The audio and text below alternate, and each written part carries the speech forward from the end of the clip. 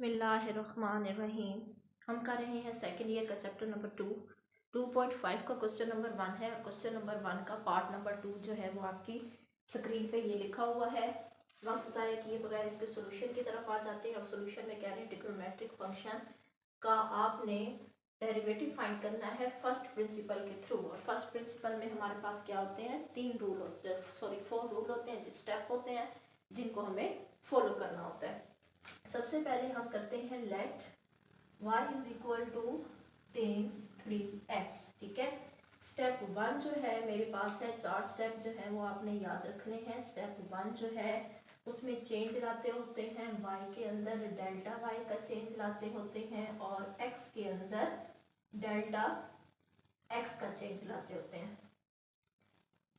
ये बनेगा tan 3x plus 3 delta x। Okay, 3 को अंदर अप्लाई कर दिया, मल्टीप्लाई हो रहा था, मल्टीप्लाई कर दिया। स्टेप 2 है मेरे पास कि हमने y को दोनों तरफ जो है वो माइनस करना होता है। इस वाले के साथ भी y को माइनस करना है और इस वाले के साथ भी y को हमने माइनस करना है। ये जाएंगे कट हो गए, यहाँ पे रह जाएगा delta y tan 3x plus 3 delta x minus, और y की जगह पे y की वैल्यू लिख देते हैं जो हमारे सवाल में, और वो है tan 3x। अब प्यारे बच्चों, अपनी ज़िंदगी को आसान बनाने के लिए हमने पढ़ा था कि जो tan थीटा होता है वो इक्वल होता है sin theta over cos theta के। ठीक है, तो यही हरकत मैं इधर करने जा रही हूँ। मैं tan की जगह पे लिख रही हूँ sin ओवर कोस। ठीक है, और साथ जो भी हमारे पास एंगल वगैरह यूज हो रहा है वो भी नीचे ऊपर लिख देते हैं। माइनस इधर भी लिख देते हैं sin 3x ओवर कोस 3x। मैंने कहा था कि जब प्लस माइनस आ जाए और फ्रैक्शन की डिवाइड की तकसीम की फॉर्मूली आ जाए तो हम उसका लेते हैं एलसीएम। एलसीएम में मेरे पास डिनोमिनेटर में आएगा cos 3x plus 3 delta x और cos 3x।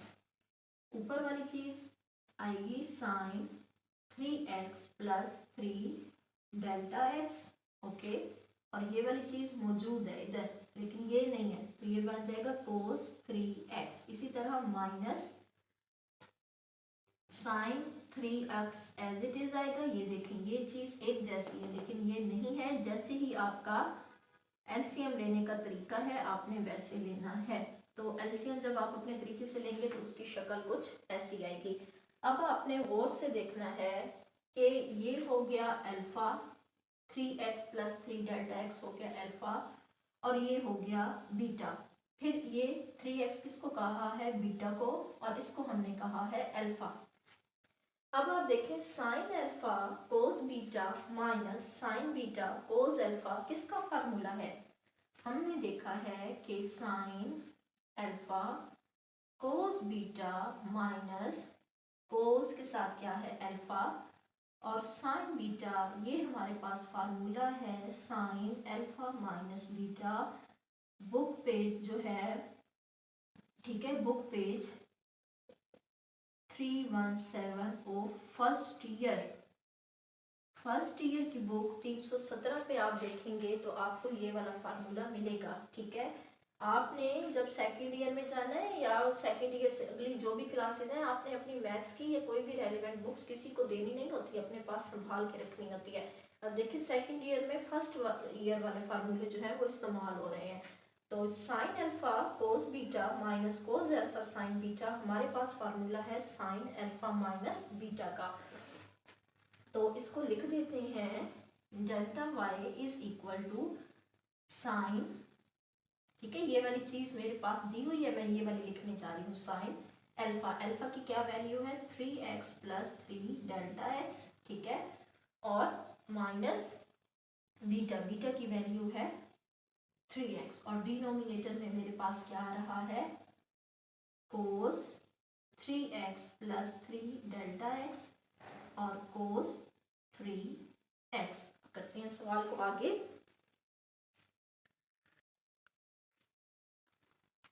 ये देखें आप, +3x -3x कट के, और इसी के साथ साथ स्टेप नंबर 3 भी हम लिख लेते हैं।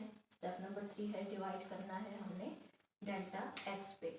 तो delta y over delta x is equal to sine, ये कट गए, हमारे पास रह जाएगा 3 डेल्टा x ओवर ये डेल्टा x डिवाइड वाला, और ये है कोस 3x प्लस 3 डेल्टा x और कोस ऑफ 3x। बहुत आसान। अब आपने क्या करना है, स्टेप नंबर 4 अप्लाई करना है। स्टेप नंबर 4 हमें कहता है कि हमने लिमिट लेनी है, limit delta x approaches to 0 on both sides.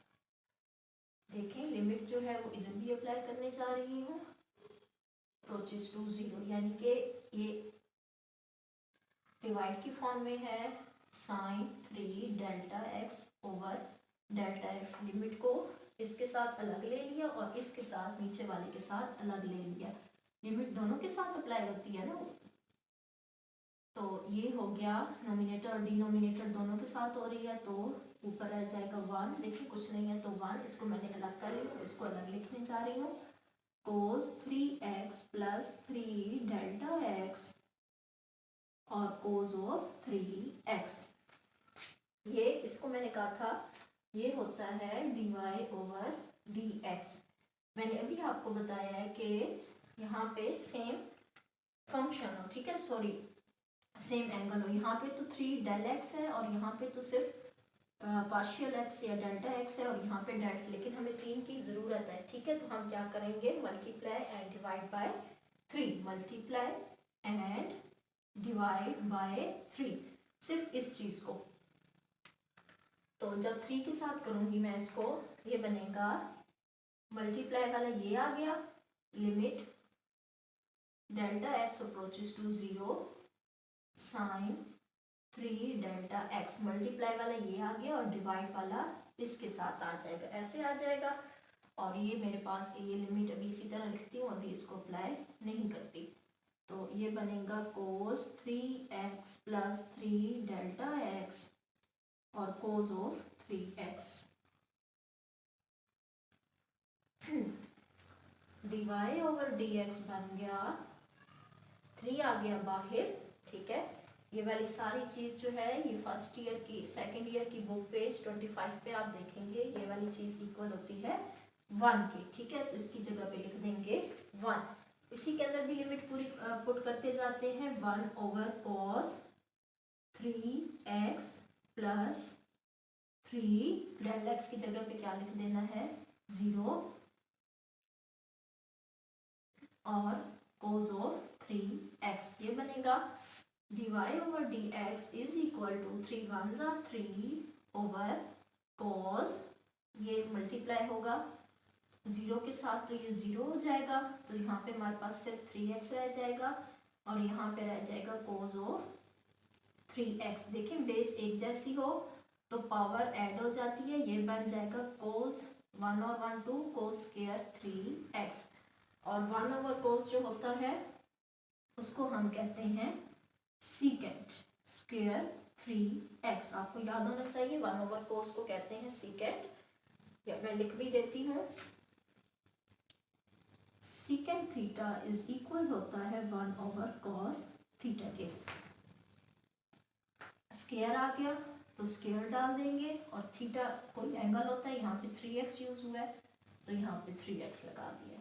तो ये इसका क्या है, आंसर है। Thank you.